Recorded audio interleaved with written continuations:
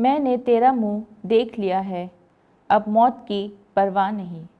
پہلی تلاوت تکوین کی کتاب 40ویں باب پہلی سے 7 اور 28 سے 30 آیات تک۔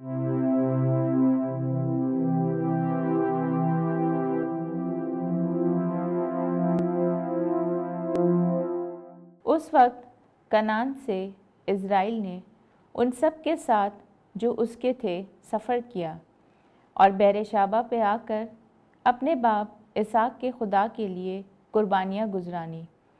اور خدا نے رات کو خواب میں اسرائیل سے کلام کیا اور کہا، اے یعقوب۔ وہ بولا، میں حاضر ہوں۔ اس نے کہا، میں خدا تیرے باپ کا خدا ہوں۔ مصر میں جانے سے نہ ڈر، کیونکہ میں تجھے وہاں بڑی قوم بناؤں گا۔ میں تیرے ساتھ مصر کو جاؤں گا اور تجھے ضرور پھر لے آؤں گا، اور یوسف اپنا ہاتھ تیری آنکھوں پر رکھے گا۔ تب یعقوب بحر شابہ سے اٹھا اور اسرائیل کے بیٹے اپنے باپ یعقوب کو اور اپنے لڑکوں اور اپنی بیویوں کو ان گاڑیوں پر جو فرعون نے اس کو لے جانے کے لیے بھیجی تھی لے چلے، اور انہوں نے اپنے مواشی اور اپنا سب کچھ جو انہوں نے ملک کنعان میں جمع کیا تھا لیا۔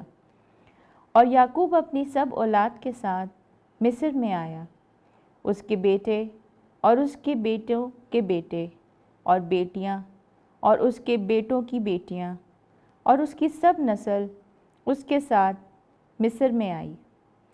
اسرائیل نے یہودا کو یوسف کے پاس خبر دینے کے لیے اپنے آگے بھیجا کہ وہ جوشن میں اس سے ملے، اور وہ جوشن کی سرزمین میں آئے۔ اور یوسف اپنی گاڑی پر اپنے باپ اسرائیل کے استقبال کے لیے جوشن کی سرزمین کو گیا، اور جب اس نے اسے دیکھا تو اس کے گلے لپٹے ہوئے دیر تک رویا۔ تب اسرائیل نے یوسف سے کہا، اب موت کی کوئی پرواہ نہیں، کیونکہ میں نے تیرا منہ دیکھا کہ تو ابھی تک زندہ ہے۔ پاک کلام کے پڑھے اور سنے جانے پر خدا کی برکت ہو، خدا کا شکر ہو۔ زبور اور اس کا جماعتی جواب۔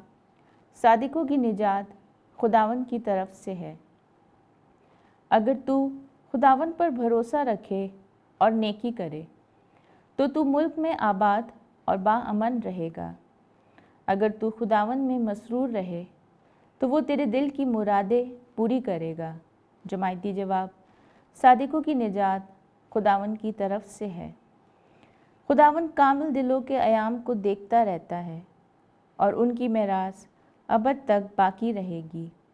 وہ آفت کے وقت شرمندہ نہ ہوں گے اور کال کے دنوں میں آسودہ رہیں گے۔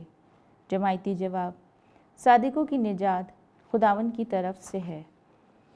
بدی سے دور رہ اور نیکی کر، تاکہ تو ابد تک آباد رہے، کیونکہ خداوند صداقت کو پسند کرتا ہے اور اپنے مقدسوں کو ترک نہیں کرتا۔